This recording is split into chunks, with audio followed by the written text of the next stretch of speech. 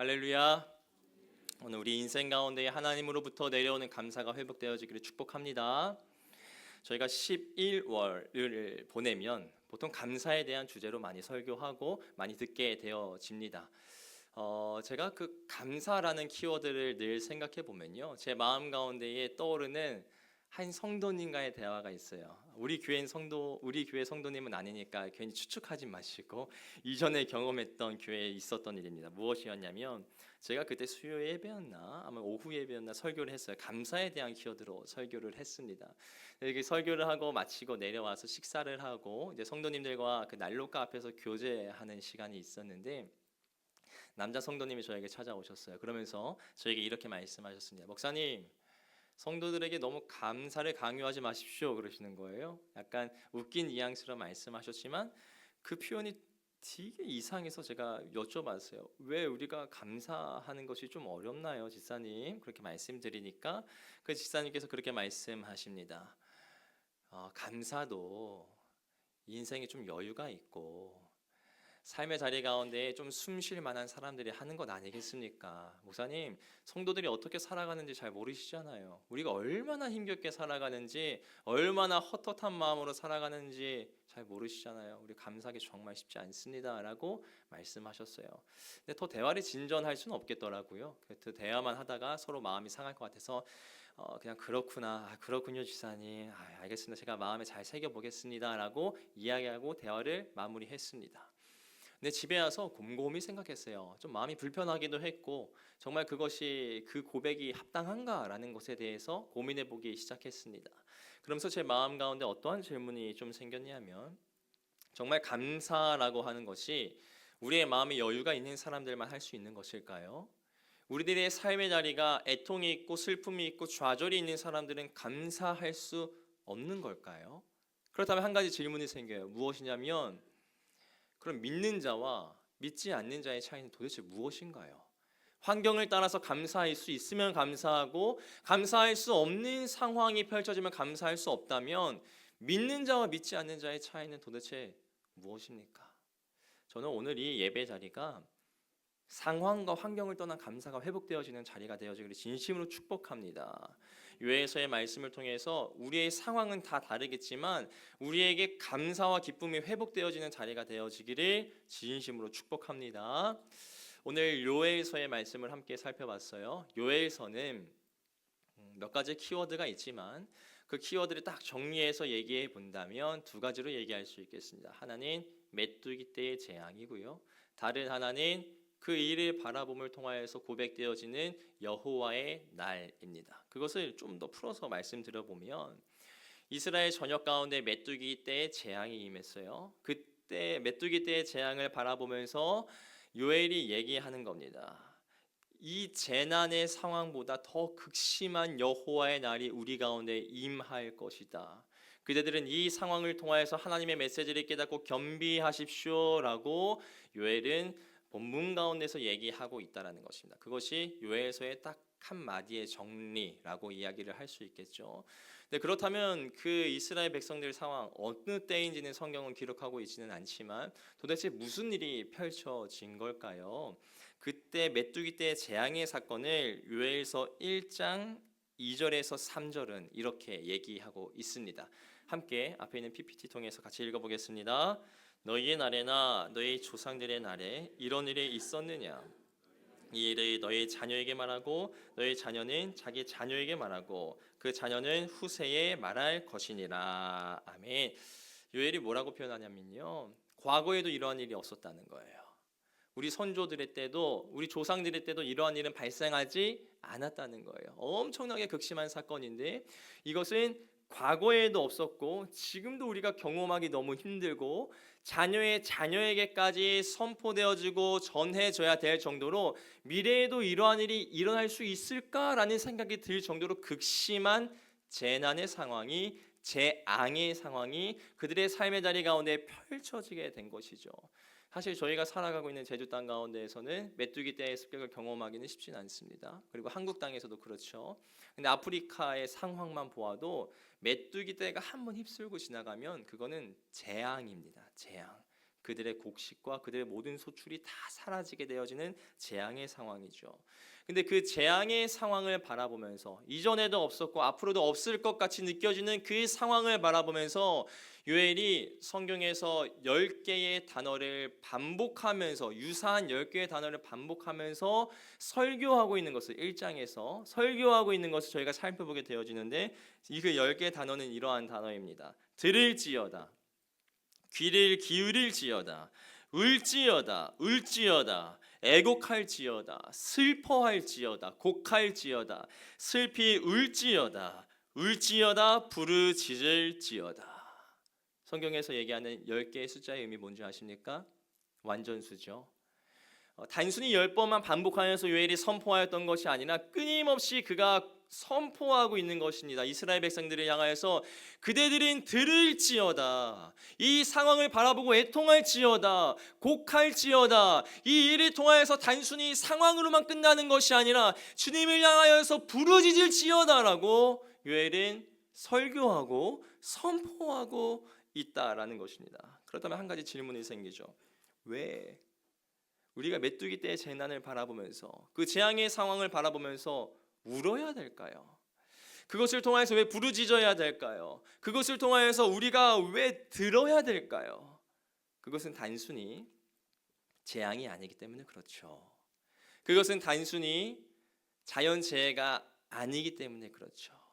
그것은 성경에서 표현하는 것을 정리해서 얘기해 보면 여호와의 날의 예고편이기 때문에 그렇습니다. 요엘은 1장과 2장에서 메뚜기 떼의 재앙을 설명하면서 2장에서는 여호와의 날이 임하였을 때는 더 극심한 일들이 우리 가운데 펼쳐지게 될 것이라고 시사하고 있다는 것이죠. 그로 인해서 단순히 메뚜기 떼의 이 상황만 바라보는 것이 아니라 이 상황을 통하여서 우리에게 허락하여 주시는 하나님의 메시지를 들을지어다, 그 일을 통하여서 우리들의 삶을 다시 한번 정비할지어다, 그 일을 통하여서 다시 한번 하나님께 부르짖을지어다라고 요엘은 10번씩이나 반복하면서 설교하고 선포하고 있다는 것입니다. 그렇게 상황을 통해서 요엘을 통한 메시지를 통해서 설교를 통하여서 이스라엘 백성들이 들었어요. 근데 그들의 반응은 어떠했을까요? 그들의 반응은 어떠했을까? 상황을 통하여서 극심한 재난의 상황을 통해서 주님께서 말씀하시고 요엘이 10번이나 반복하면서 강조하며 그들에게 설교하고 선포하고 있었는데 이스라엘 백성들은 어떠했을까? 본문을 살펴보면 깨달을 수 있는 건 이스라엘 백성은 반응하지 않았어요. 무감각했습니다. 그것을 보여주는 본문이 요엘서 1장 5절 말씀인데요. 한번 같이 읽어보겠습니다. 취하는 자들아 너희는 깨어 울지어다. 요엘서 가운데에는 농부들이여 울지어다, 제사장들이여 울지어다, 원로들아 울지어다 그런 표현들이 등장하거든요. 근데 그것들은 다 직분에 해당되어지는 것이고 이 요엘서에서 선포하고 있는 누구를 지칭하여서 선포하고 있는 것 중에 상태에 해당되어지는 것, 이스라엘의 상태를 보여주는 것은 이 구절입니다. 취하는 자들아 너희들이 깨어 울지어다. 취한다는 것은 무엇일까요? 그들이 포도주를 좋아해서 만취했던 그런 상태를 얘기하는 것이 아니라 취하면 무감각해집니다. 아무리 들어도 듣지 못한 것처럼 되어집니다. 어떠한 반응을 잘 하지 못하게 되어집니다. 그로 인하여서 1장 5절에 그렇게 얘기하는 거예요. 술에 취한 것처럼 무감각한 자들아, 하나님께서 환경을 통하여 나의 입술을 통하여 선포를 통하여 선지자를 통하여 끊임없이 너희들의 인생 가운데 말씀하고 있는데 왜 이렇게 무감각하니? 왜 이렇게 듣고 있지만 듣고 있지 않니? 왜 이렇게 반응하지 않니? 그대들은 취한 자이다 라고 요엘서는 얘기하고 있습니다. 저는 이 본문의 말씀 묵상하면서 이 본문 가운데 우리가 잠깐 멈췄으면 좋겠어요. 우리는 어떠합니까? 하나님의 말씀이 우리 인생 가운데 끊임없이 들려지고 있죠. 환경과 상황들을 통해서 사람들을 통하여서 우리들의 인생 가운데 하나님께서 끊임없이 10번 말씀하고 계십니다. 우리에게 아마 이렇게 말씀하실 것 같아요. 동일한 메시지로 너희는 들어야 한다, 반응해야 된다, 울어야 된다, 애통해야 된다, 부르짖어야 된다라고 주님께서 말씀하실 거예요. 우리 공동체 가운데 하나님께서 허락하여 주시는 말씀들이 있습니다. 단순히 담임 목사님이 설교하시는구나라고 차원으로 생각하시지 마시고 우리 공동체에서 하나님께서 허락하여 주시고자 하시는 메시지가 들려지는구나라고 반응한다면 그 결이 굉장히 비슷해요. 뭐냐면 첫사랑을 회복해라, 회개해라, 그대의 인생 가운데 죄의 문을 닫아라, 그의 삶의 자리 가운데에 그대들의 인생 가운데 기도의 영이 회복되어져야 된다. 주님께서 계속 끊임없이 우리에게 말씀하고 계시지 않습니까? 근데 이렇게 질문해 보고 싶은 거죠. 그 음성에, 그 메시지에, 그 선포에 우리 성도님들 얼마나 반응하고 계셔요? 단순히 설교의 자리는 지식을 채우는 자리 아닙니다. 성경에서 그렇게 얘기하고 있구나. 설교자가 연구를 많이 했네. 요엘서의 말씀은 그런 거였구나. 이런 차원이 아니에요. 하나님께서 요엘을 통하여서 말씀하셨던 것처럼, 메뚜기 때의 상황을 통하여서 선포하셨던 것처럼 우리들을 향해서 경종을 울리시고 있는 것이 설교의 자리입니다. 그렇다면 우리가 돌이켜 보아야 된다는 것이죠. 나의 첫사랑은 지금 어떻게 되고 있지? 나의 인생 가운데 지금 기도의 영은 회복되어지고 있는가? 나의 삶의 자리 가운데 회개해야 되고 죄의 문을 닫아야 되는 영역이 분명히 존재할 터인데 그것은 지금 어떻게 되고 있는 것인가? 만약에 그것에 우리가 반응하지 못하면 우리는 술 취한 자예요. 우리는 무감각한 자입니다.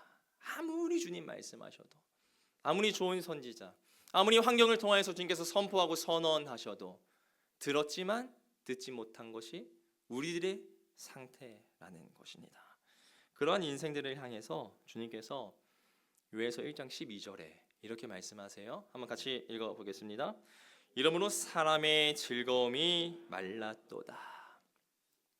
이러므로 사람의 즐거움이 마를 것이라는 것입니다. 지금은 괜찮은 것처럼 보여도, 지금은 크게 무방한 것처럼 보여도, 나 잘 살고 있는 것처럼 보여도 마른다는 거죠. 생명수로부터 내려오는 기쁨, 참된 기쁨과 소망이 우리에게 고갈된다는 것입니다. 그러면서 제가 떠올랐던 하나의 그림이 있었어요. 무엇이었냐면 크리스마스 트리가 떠올랐습니다. 얼마나 화려합니까? 얼마나 삐까뻔쩍합니까? 크리스마스가 되면, 곧 12월이 되면 굉장히 화려합니다. 근데 실상 죽었죠. 죽어있는 트리죠. 나무라고 표현하지만 잘라진 나무를 가지고 그렇게 점등식을 하니까 결국엔 죽은 것이죠. 우리의 인생 똑같을 수 있다는 거예요. 술 취한 자의 인생을 살아간다면, 들었지만 듣지 않는 인생 살아간다면, 하나님의 말씀이 우리를 향해서 끊임없이 흔들고 있지만 흔들리지 않는 인생 살아간다면, 어떠한 반응도 하지 아니하며 단순히 지식만 채우면서 살아가는 신앙생활을 하고 있다면 우리의 즐거움은 말랐다. 에스겔서의 표현에 빗대어서 얘기해 보면 그대들의 인생은 마른 뼈처럼 되어질 것이다. 단순히 지금 마른 것이 아니라 이전부터 죽음의 상태가 오래되어져 있었던 마른 뼈의 인생이 되어질 것이다라고 성경은 증언하고 있습니다. 오늘 우리 인생 가운데에 마른 뼈와 같은 우리들의 삶을 살아가고 있다면, 또 술 취한 자의 모습을 가지고 있다면 살이 차오르고 힘줄이 회복되어지는 귀한 역사가 있기를 축복합니다. 다시 한번 하나님의 말씀이 우리 가운데에 들린 것뿐만이 아니라 반응할 수 있는 힘이 생김으로 인해서 우리의 인생 가운데 생명력이 생기기를 진심으로 축복합니다. 우리의 삶의 자리 가운데 그렇다면 어떻게 회복할 수 있을까요? 어떻게 다시 살이 차오르고 힘줄이 생겨나는 역사가 일어날 수 있을까? 요엘서는 그 답변도 제시해주고 있다는 것이죠. 함께 읽었던 본문의 말씀인데 요엘서 2장 12절에서 13절의 말씀, 좀 길지만 함께 읽어보겠습니다. 여호와의 말씀에 너희는 이제라도 금식하고 울며 애통하고 마음을 다하여 내게로 돌아오라 하셨나니 너희는 옷을 찢지 말고 마음을 찢고 너희 하나님 여호와께로 돌아올지어다. 아멘. 여기 히브리어 성경을 보면요, 세 단어를 먼저 사용하고 있어요. 무엇인 줄 아세요? 이제라도 돌아와라 나에게로. 그리고 말씀이 진행됩니다. 이제라도 돌아와라 나에게로. 다른 때가 아닙니다, 여러분. 지금 하나님의 말씀이 들리는가? 그럼 이제라도 돌아와라 하나님께로. 그것이 주님의 말씀이라는 것이죠. 그대의 인생 가운데 마른 뼈가 회복되어지기를 원하는가? 그대의 삶의 자리 가운데 재앙과 같고 재난과 같은 삶을 지나서 회복의 자리로 나아가기를 원하는가? 이제라도 돌아와라 나에게로. 근데 돌아가는 방법을 조금 더 자세하게 묘사하고 있어요. 무엇이냐면 옷을 찢는 회개를 하지 말고 그대들의 인생의 마음을 찢어라는 거예요. 이것은 이렇게 해석되실 수 있습니다. 옷을 찢는다는 것은 무엇일까요? 애통의 표시입니다. 결국 하나님을 향해서 제의적으로 회개하는 모습이에요. 어찌 보면 눈물을 흘리는 것이라고 얘기할 수 있겠죠. 눈물 흘리는 것, 옷을 찢는 회개입니다. 근데 진짜 성경에서 말하는 마음을 찢는 회개란 무엇이냐면 눈물이 아니라 삶의 자리에서 자기 부인이 일어나는 것입니다. 내가 주인 삼고 있던 것, 내가 나의 삶의 것에서 끊임없이 놓고 있지 못하던 그 영역을 깨어버릴 때에, 찢어버릴 때에, 주님 앞에 내려놓을 때에 그것이 진짜 옷을 찢는 회개가 아니라 마음을 찢는 회개라고 성경은 얘기하고 있다는 것이에요. 우리 눈물은 있을 수 있어요. 근데 마음을 찢는 회개는 왜 이렇게 힘든지 모르겠어요. 근데 우리가 너무 그렇게 살아가요. 입술로는 하나님 죄송합니다. 제가 이번 한 주간도 주님 앞에 너무 큰 죄를 지었군요. 하지만 집에 가서 여전히 나의 욕심대로, 나의 정욕대로, 나의 생각대로, 나의 뜻대로 살아가는 모습이 얼마나 많은지 모르겠어요. 제가 오늘 말씀 준비하면서 아침에 새벽에 한 5시에 눈이 딱 떠졌는데 그때 하나님께 기도하면서 하나님께서 저에게 딱 주셨던 말씀이 무엇이었냐면 이제 시작이야 라는 것이었어요. 무슨 말씀인 줄 아세요? 제가 설교 준비가 어제 딱 끝났거든요. 모든 예배 준비가 어제 저녁 6시에 딱 끝났습니다. 정말 은혜였죠. 근데 딱 그것이 끝났을 때에 제 마음 가운데 이제 예배 준비 다 끝났다. 이제 하나님께 기도하면서 그냥 근신하는 마음으로 나아가야겠다. 딱 그렇게만 생각했거든요. 근데 새벽에 딱 눈을 뜨는데 하나님께서 처음으로 주셨던 마음과 그 문장이 뭐였냐면 이제 시작이야 라는 거예요. 이 말씀을 가지고 네가 회개했지, 네가 마음을 찢는 것을 결심했지, 이제 시작이야. 오늘 설교의 자리가 끝이 아니라 설교 준비가 끝났다, 이제 끝났구나, 이것이 아니라 이제 시작이라는 것이에요. 성도님들, 우리의 삶의 자리 가운데 마음에 찢는 회개는 지금 이 시간 가운데서 눈물을 흘리는 것이 끝이 아닙니다. 여러분의 삶의 자리 가운데서 마음을 찢는 것은 이제 시작입니다. 이제 시작입니다. 이 문 밖을 열고 나가는 그 순간이고, 우리가 삶의 자리 가운데서, 가정의 자리 가운데서 자녀를 대할 때, 직장에서 직장 동료를 대할 때, 학교에서 친구들을 대할 때, 교회에서 공동체 사람들을 대할 때, 그제 시작이라는 것입니다. 그래서 주님께서 요에서의 말씀을 통하여서 우리에게 초청하여 주고 계십니다. 이렇게 말씀하세요. 이제라도 들어라, 이제라도 울어라, 이제라도 애통해라, 이제라도 부르짖어라, 이제라도 마음을 찢어라, 이제라도 하나님의 자녀답게 살아라. 이제라도. 그리고 지금부터 시작이다 라고 말씀하고 계십니다. 여러분, 우리들의 삶의 변화는 어떤 큰 집회 가야지 생기는 게 아닙니다. 어떤 유명한 목사님의 설교를 들어야지 우리의 인생 변화되어지는 것 아니에요. 다 도구인 거죠. 어떠한 행사를 교회에서 진행해야지 우리의 삶이 변화되어지는 것 아니에요. 우리의 인생 언제 변화되어지는 줄 아세요? 우리들의 작은 습관이 바뀔 때 변화되어지는 거예요. 우리들의 영적인 상태가 언제 변화되어지는 줄 아세요? 늘상 드려지는 오늘의 예배이지만 오늘 이 자리 가운데에서 우리가 결심하고 바꾸기로 결심했던 그 마음을 찢는 회개를 나의 삶의 자리 가운데 조금씩 조각들을 모으면서 나아갈 때, 그때 진짜 변화가 일어나게 된다는 것입니다.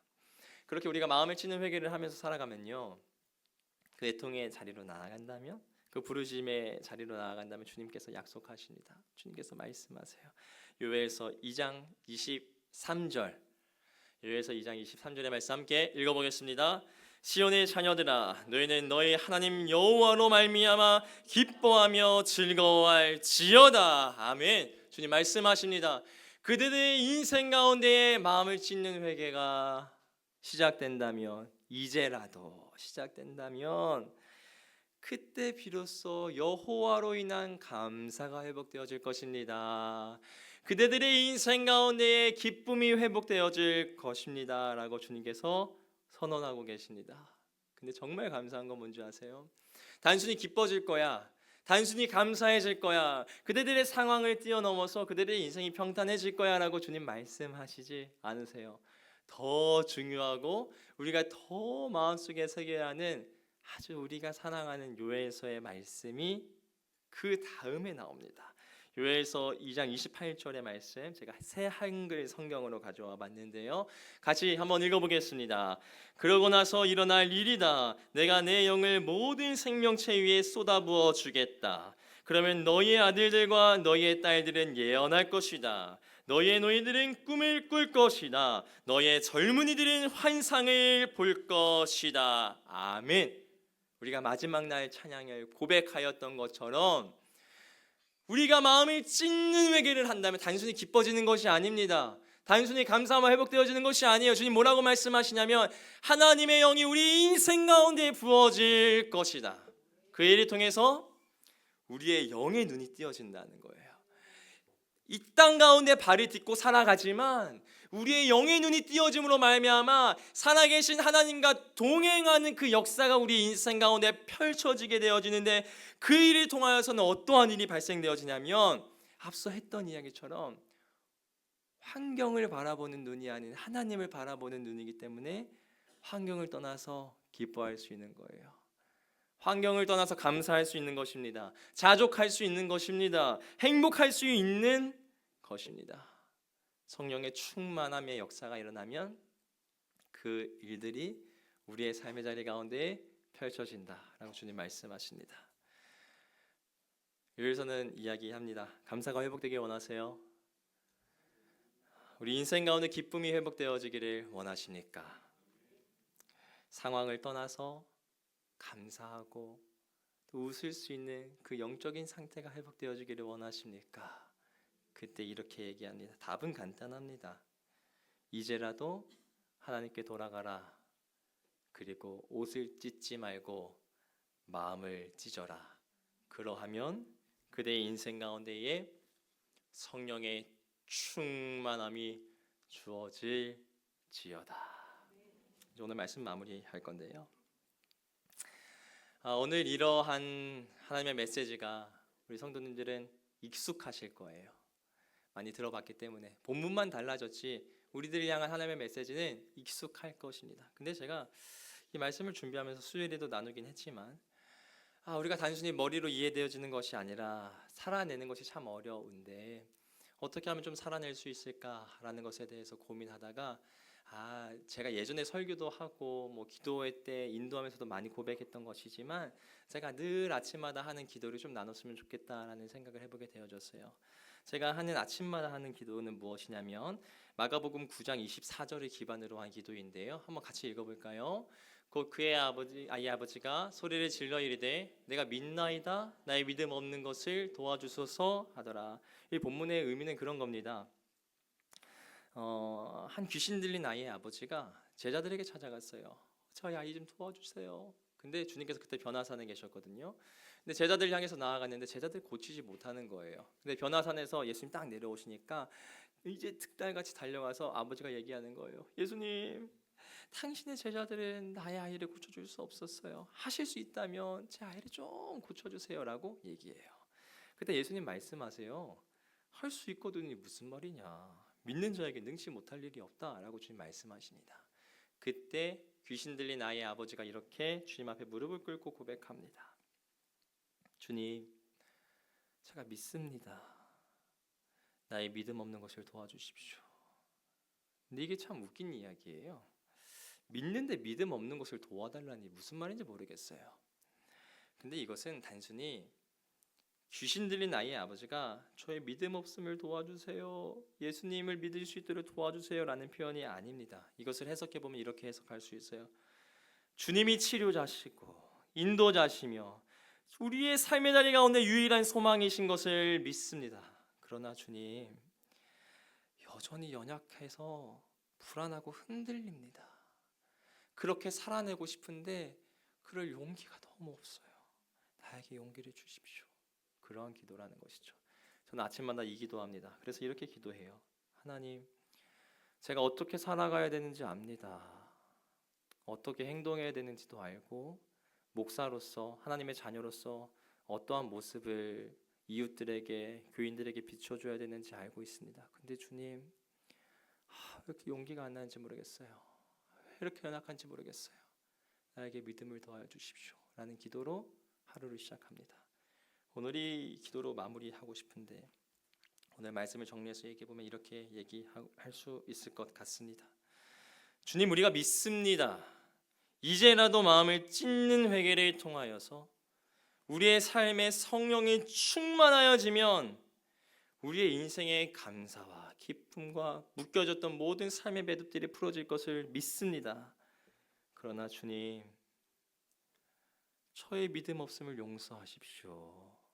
그렇게 살아가고 싶지만 그렇게 살아내지지 않는 저의 연약함을 붙잡아 주시고 믿음의 용기와 믿음의 탄력을 우리들의 인생 가운데 더하여 주시옵소서.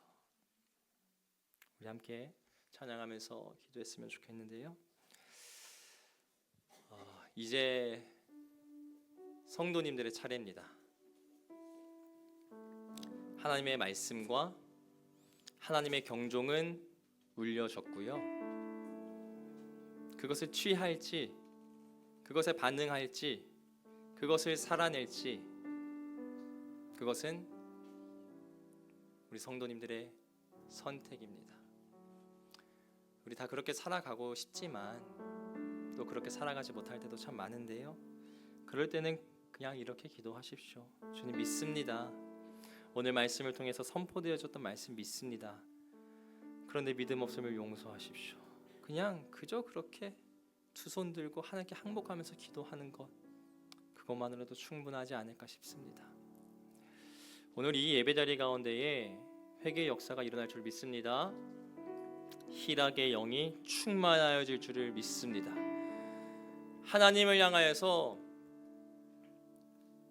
애통해하고 부르짖고 주님을 향하여서 두 손 들고 나아갈 때에 분명히 하나님께서 우리의 인생을 변화시켜 주실 것을 믿습니다. 이제 여러분의 차례예요. 주님 앞에 믿음으로 반응할 것은 누가 대신 해줄 수 있는 것이 아닙니다. 우리가 함께 찬양하면서 그 어떠한 것보다도 주님을 선택하겠습니다, 주님의 자녀로 살아가겠습니다 라는 믿음의 고백을 먼저 올려드리고 진실된 간구로 주님 앞에 기도하며 간구하며 나아가도록 하겠습니다. 나 무엇과도 주님을 바꾸지 않으리. 다른 어떤 은혜 구하지 않으리. 오직 주님만이 내 삶의 도움이시니 주의 얼굴 보기 원합니다. 다시 한번 믿음으로 선포합니다. 나 무엇과도 주님을 바꾸지 않으리. 다른 어떤 은혜 구하지 않으리. 오직 주님만이 내 삶의 도움이시니 주의 얼굴 보기 원합니다. 주님 사랑해요. 주님 사랑해요.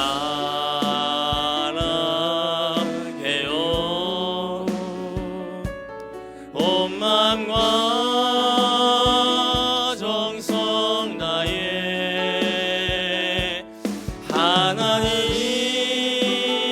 하나님의 진실 자녀 되기 원합니다. 자녀 되기. 다시 한번 주님 사랑해요.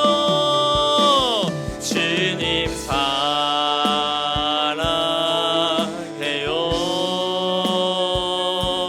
온 마음과 정성 다해 하나님의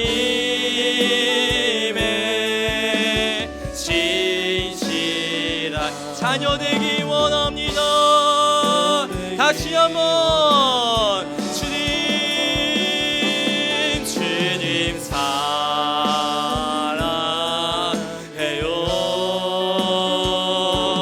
온 마음과 정성 다해 하나님의 신실한 자녀 되기 원합니다. 다시 한번 믿음으로 선포하며 나아갑니다. 주님 사랑해요.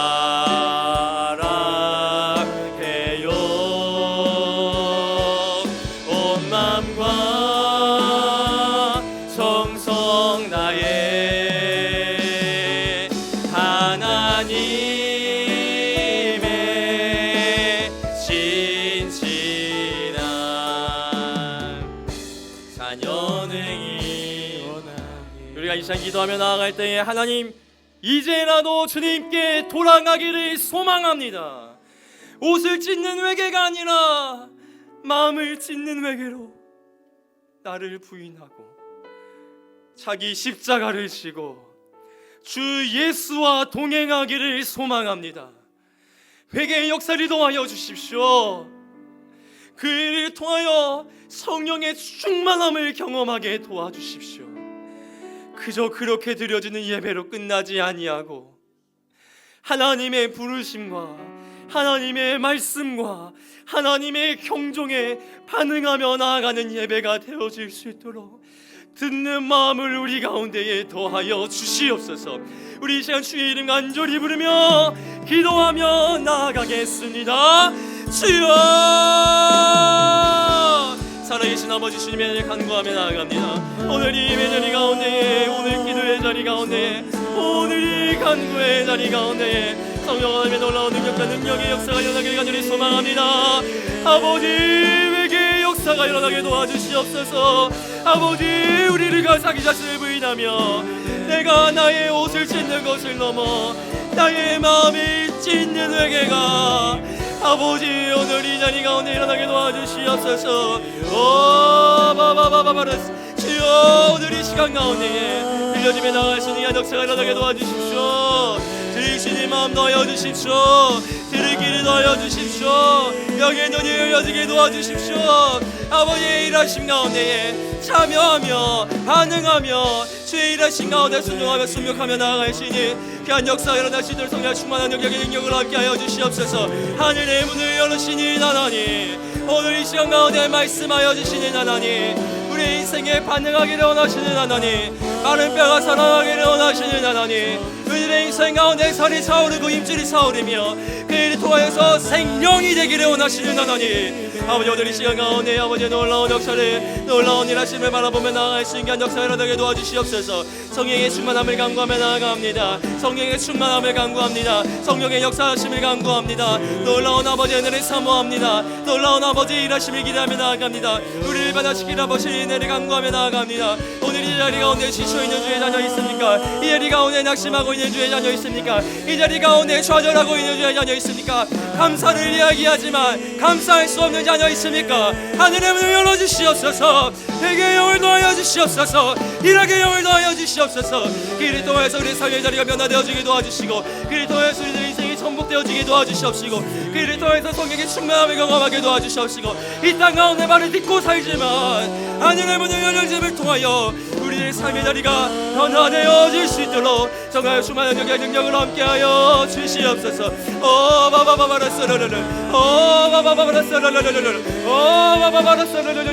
충만한 능력의 능력으로, 충만한 능력의 능력으로 아버지 역사하여 주시옵소서. 모두 자리에 일어나서 선포합니다. 주님 사랑해요.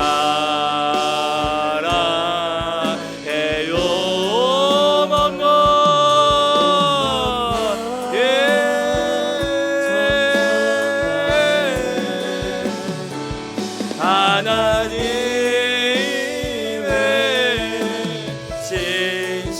자녀 되기 원합니다.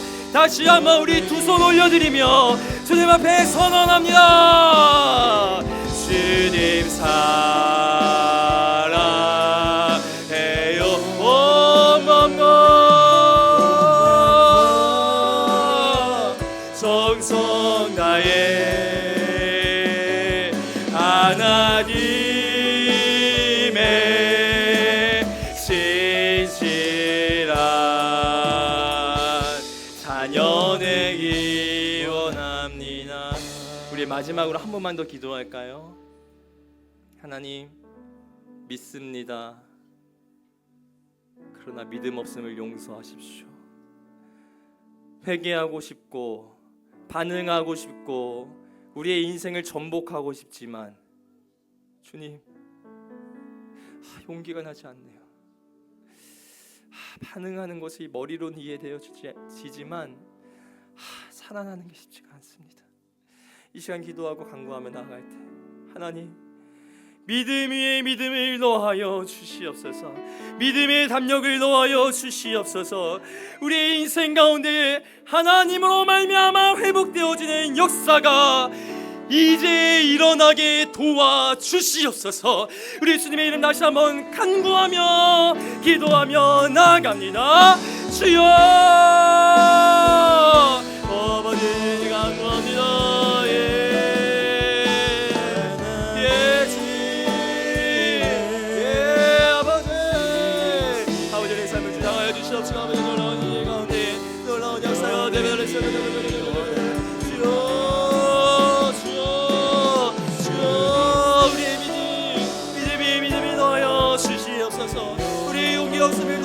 주시옵소서. 하나님의 은혜 가운데 역사하시는 가운데 주님을 삼으며 나아갈 수 있는 역사가 그 능력이 그 일하심이 우리 공동체 가운데 일어나게 도와주시옵소서. 오 바바바바바바바 오 바바바바바바바 오 바바바바바바바 주여,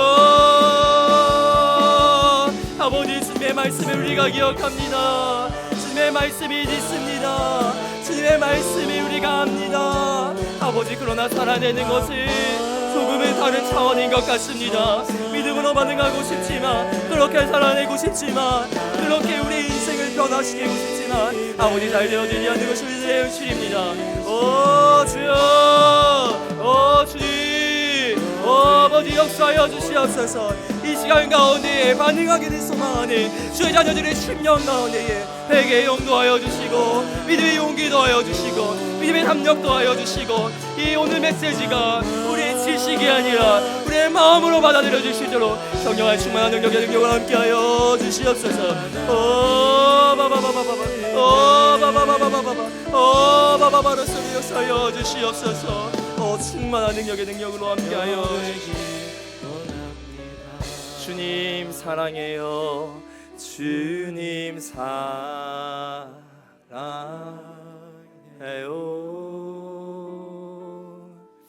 온 마음과 정성 다해 하나님의 진실한 자녀 되기 원합니다.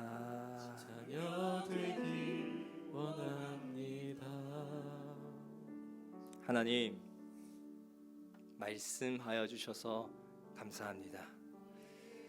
우리가 듣겠나이다. 오늘 이 시간 가운데에 회개하기를 소망하고 이제라도 주님 앞에 돌아가기를 소망하고 나의 옷을 찢는 것을 넘어 마음을 찢기로 소망하는 주의 자녀들의 인생 가운데에 믿음의 믿음을 더하여 주시옵소서. 단순히 오늘의 설교가 우리의 머리의 지식으로만 남아있는 것이 아니라 우리의 마음으로 옮겨져서 살아내질 수 있는 귀한 역사가 일어날 수 있도록 성령 하나님 역사하여 주시옵소서. 주님, 우리가 하나님이 우리의 삶의 주인이시라는 믿음의 고백으로 우리의 인도자시라는 믿음의 고백으로 하나님께 헌금 올려드렸습니다. 이 헌금이 사용되어지는 모든 순간과 모든 장소마다 우리의 고백이 담겨진 것처럼 하나님의 주인 되심이 회복되어질 수 있도록 역사하여 주시옵소서. 이제는 우리 주 예수 그리스도의 은혜와 하나님의 사랑과 성령의 사귐의 역사가 믿음으로 반응하고 그렇게 살아가기를 소망하는 주의 자녀들 머리 가운데 있기를 간절히 축원하옵나이다.